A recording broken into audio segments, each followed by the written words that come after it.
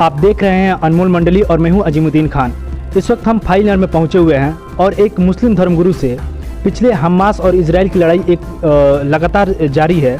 और क्या है हमास की लड़ाई, क्यों लड़ाई हो रही है, बैतुल मुक़द्दस क्या है, बैतुल मुक़द्दस की जो इतिहास है वो क्या है, ये किन किन नबियों ने इस पे वर्क किया है, इस पे काम किया है और इसे जो क़िबले अव्वल भी कहा जाता है इस्लाम में। तो हम सारी चीज़ों को धीरे धीरे जानेंगे।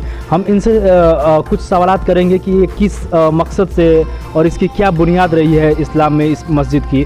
तो सबसे पहले जानना चाहेंगे कि ये जो बैतुल मुक़द्दस है ये क्या बुनियाद है इसकी, जो इस्लाम में इतना महत्व दिया जाता है इसका। बैतुल मक़दिस फ़िलिस्तीन में वाक़ है।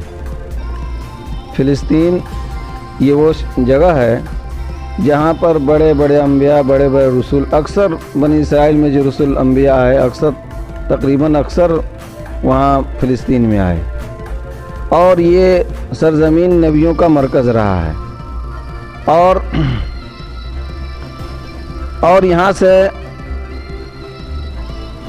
सरकार दो जहाँ सल्लल्लाहु अलैहि वसल्लम जब मेराज के लिए तशरीफ़ ले गए तो यहीं से इब्तिदा हुई और यहीं इंतहा हुई। और आप सल्लल्लाहु अलैहि वसल्लम ने तमाम नबियों की इमामत भी फरमाई। और इस बैतुल मक़दिस में हज़रत ईसा अलैहिस्सलाम की माँ हज़रत मरियम ने इसकी खिदमत की, इस बैतुल मक़दिस की खिदमत की। और हज़रत मरियम के बतन से हज़रत ईसा अलैहिस्सलाम पैदा हुए। और ईसा अलैहिस्सलाम जो पैदा हुए बगैर बाप के पैदा हुए। अल्लाह तबारक व तआला ने फरिश्ते को भेजा, उनके तरफ फूंक मारी और उनसे हामिला हुई। अब जब हमल का वक्त आया तो अब जब दर्द ज़े हुआ तो मरियम को कहा गया कि आप उस दरख्त के कुछ खजूर के पास चले जाइए और खजूर को हरकत दीजिए तो ताज़ा खजूरें निकलेंगी। तो उसके बाद हज़रत ईसा अलैहिस्सलाम को लेकर वहाँ से वापस आईं और हज़रत ईसा अलैहिस्सलाम पैदा हुए। ये बैतुल मक़दिस में पैदा हुए। हज़रत ज़करिया अलैहिस्सलाम ने हज़रत दाऊद अलैहिस्सलाम के लिए मांगा, लड़का की दरख्वास्त की तो अल्लाह तबारक व तआला ने उनको दाऊद अलैहिस्सलाम अता किया। तो हज़रत ज़करिया अलैहिस्सलाम की दुआ इसी जगह कबूल हुई। लिहाजा बैतुल मक़दिस जो है ये अज़ीमुश्शान शहर है जो अम्बिया अलैहिस्सलाम का मरकज़ रहा है। और ये वो सरज़मीन है जहाँ क़यामत के दिन लोग जमा किए जाएंगे, यानी मैदान महशर यहीं से कायम होगा। क़यामत भी इसी सरज़मीन से कायम होगा। और इस बैतुल मक़दिस पर यहूदियों ने कब्ज़ा किया। सबसे पहले यहूदियों ने इस पर कब्ज़ा किया तो सुल्तान सलाहुद्दीन ने इसको आज़ाद कराया बैतुल मक़दिस को।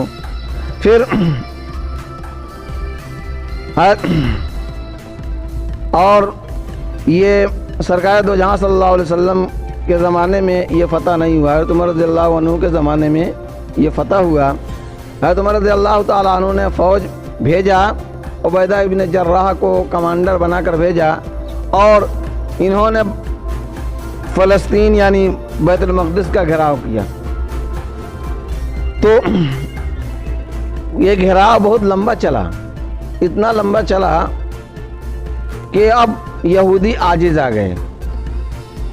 तो यहूदियों ने खबर भेजा हज़रत उबैदा इब्न जर्राह के कि तुम्हारा जो असल कमांडर है उसको हम देखना चाहते हैं। तो चूँकि उस वक्त कमांडर उबैदा इब्न जर्राह थे तो लोगों ने उनको सामने किया और यहूदियों ने देखा तो कहा नहीं, ये वो नहीं है, ये वो कमांडर नहीं है। अगर वो कमांडर आ जाएंगे तो हम उसी तरह बगैर लड़ाई के फतह दे देंगे। लिहाजा हज़रत उबैदा इब्न जर्राह ने कहा कि हमारा असल कमांडर तो मदीना में बैठा हुआ है, असल कमांडर जो है मदीने में बैठा हुआ है तो उमर रज़ियल्लाहु अन्हु है। तो हज़रत उमर रज़ियल्लाहु तआला अन्हु ایک غلام کو اور ایک اونٹ لے کر ملک شام کی طرف بیت المقدس کی طرف روانہ ہوئے، اور انہوں نے یہ کیا کہ ایک اونٹ پر زیادہ بوجھ ڈالنا صحیح نہیں ہے، لہذا 5 کلومیٹر ہم چلیں گے پیدل اور غلام اوپر رہے گا، پھر 5 کلومیٹر وہ اونٹ کو پکڑ کر لے چلے گا، ہم اوپر بیٹھیں گے، یعنی 5 کلومیٹر تک چلتے رہے۔ یہاں تک چلتے چلتے جب بیت المقدس قریب آیا تو اب نمبر غلام کا تھا، یعنی غلام اوپر سوار تھا، غلام کو اوپر سوار ہونا تھا اور حضرت عمر کو نقیل لے کر پیدل چلنا تھا۔ غلام نے بہت منت سماجت کی کہ اب تو وہ جگہ آ گئی ہے، لہذا آپ بیٹھ جائیں۔ حضرت عمر نے کہا کہ ہم تم سے زیادہ طاقتور ہیں، ہم پیدل چلیں گے، اور غلام کو اوپر بیٹھایا، اور حضرت عمر نے اس کے نکیل پکڑ کر آگے چلتے رہے، یہاں تک کہ بیت المقدس قریب آ گیا، اور پادری اپنا کتاب لے کر بیٹھے ہوئے تھے، اور پادریوں نے پوچھا کہ کمانڈر کون ہے؟ کمانڈر نکیل پکڑنے والا ہے یا اوپر بیٹھنے والا ہے؟ تو بتایا گیا کہ جو نکیل پکڑا ہے وہ کمانڈر ہے، لہذا یہودیوں نے بیت المقدس خالی کر دیا اور مسلمانوں کے حوالے کر دی، اور اسی کے بغل میں اور یہودیوں نے درخواست کی کہ آپ یہاں گرجا گھر میں نماز پڑھ لیجئے۔ حضرت عمر نے کہا نہیں، اگر ہم آج نماز پڑھیں گے تو کل مسلمان دعویٰ کر دیں گے کہ گرجا گھر کیا ہے، ہمارا ہے، لہذا حضرت عمر رضی اللہ تعالیٰ عنہ نے اس کے بغل میں صفائی کی اور وہیں مسجد بلال قائم کی گئی، اور یہ وہ متبرک مسجد ہے جو خانہ کعبہ اور مسجد نبوی کے بعد اس کا مقام و مرتبہ ہے، اور مسلمانوں کا قبلہ اول بھی یہی رہا، چونکہ سرکار دو جہاں صلی اللہ علیہ وسلم جب مکہ سے مدینہ ہجرت کر کے گئے تو مسجد بنوائی، مسجد پہلے مسجد نبوی کی تعمیر ہوئی اور بہت سے مسجدیں بنی، تو اب قبلہ کدھر کیا جائے؟ تو چونکہ اہل کتاب کا قبلہ بیت المقدس تھا، لہذا بیت المقدس کی طرف نماز پڑھنے کا حکم ہوا، بیت المقدس کی طرف نماز پڑھنے کا حکم ہوا، اور پھر اس کے بعد اللہ تبارک و تعالیٰ نے اس قبلے کو بدل دیا اور خانہ کعبہ کر دیا۔ اور جو یہودی قوم ہے یہ کون سے قوم ہے؟ یہ ان کی اسلام سے کیا ریلیشن ہے؟ یہ یہودی، یہ موسیٰ علیہ السلام جو گزرے ہیں، موسیٰ علیہ السلام جو پیغمبر گزرے ہیں، یہ ان کے لڑکے کا نام یہودا تھا اور اسی سے یہ یہودی ہیں، کیونکہ یہ موسیٰ علیہ السلام کے ماننے والے تھے، اس وجہ سے ان کو یہودی کہا جاتا ہے۔ ان کا کردار کیا رہا ہے اتہاس میں کہ یہ کیوں، اور جب اللہ کی طرف سے بھیجے گئے پیغمبر کے قوم ہے، یہ اسلام سے دوری کیوں بنا کر رکھتے ہیں؟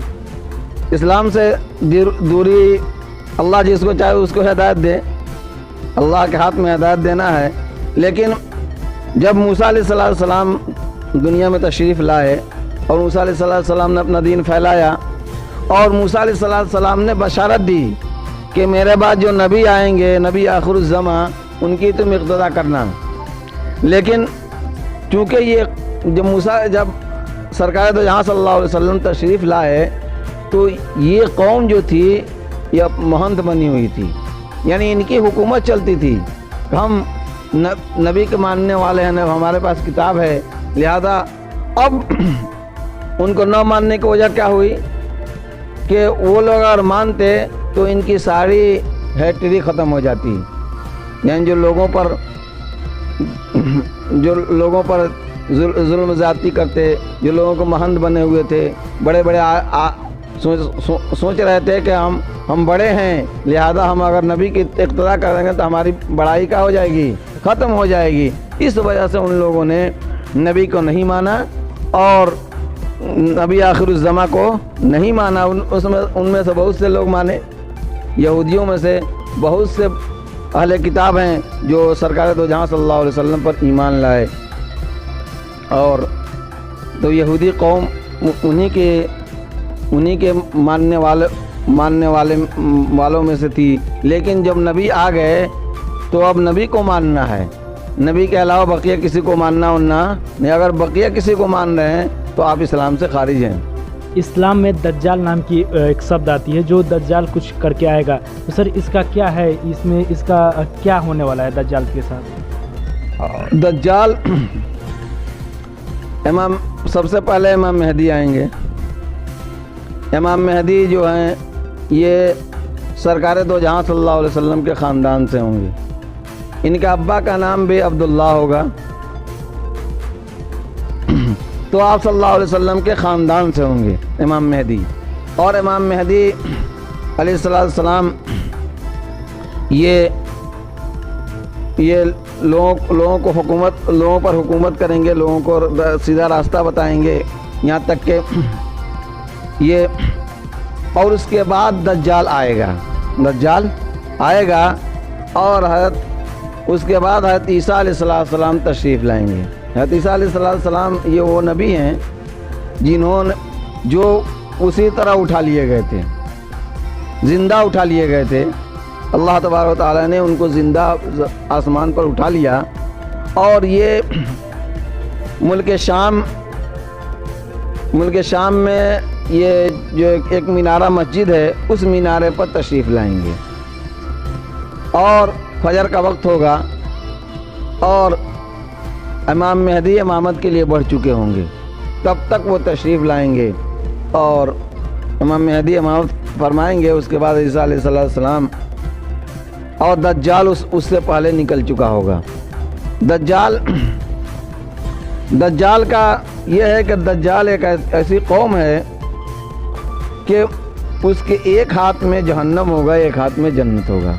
जो उसको मानेगा अपने जन्नत में दाखिल कर लेगा और जो उसको नहीं मानेगा उसको जहन्नम में पहुंचा देगा।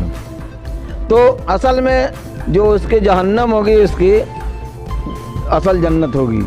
तो लिहाजा अगर दज्जाल को अल्लाह तबारक व तआला ने वो ताकत दिया है, वो ताकत देगा कि अगर घास उगाना चाहे या फल उगाना चाहे तो फ़ौरन क्या कर देगा, उगा देगा, फ़ौरन किसी को ज़िंदा कर देगा। ये ताकत अल्लाह ने उसको देगा और लोगों को गुमराह करेगा। और लिहाजा ईसा अलैहिस्सलाम तशरीफ़ लाएंगे और दज्जाल से लड़ाई होगी और दज्जाल को कत्ल करेंगे। उसके बाद जब दज्जाल का सफाया हो जाएगा तब पूरा अमन और सुकून का माहौल पैदा होगा। हज़रत ईसा अलैहिस्सलाम फिर अपना शादी ब्याह करेंगे, क्योंकि उनकी शादी हुई नहीं। और जो हज़रत ईसा अलैहिस्सलाम आएंगे ये नबी के दीन पर होंगे। किनके दीन पर? नबी अपने दीन पर नहीं होंगे, अपनी शरीयत पर नहीं होंगे, बल्कि नबी की शरीयत पर होंगे। लिहाजा और दज्जाल को कत्ल करेंगे। उसके बाद अमन व शांति का माहौल पैदा हो जाएगा। बहुत बहुत धन्यवाद। आप देख रहे हैं अनमोल मंडली, और ऐसे ही वीडियोज़ और जो जानकारी आपके लायक होगा, ऐसी वीडियो देखने के लिए हमारा चैनल सब्सक्राइब कीजिए। बहुत बहुत धन्यवाद।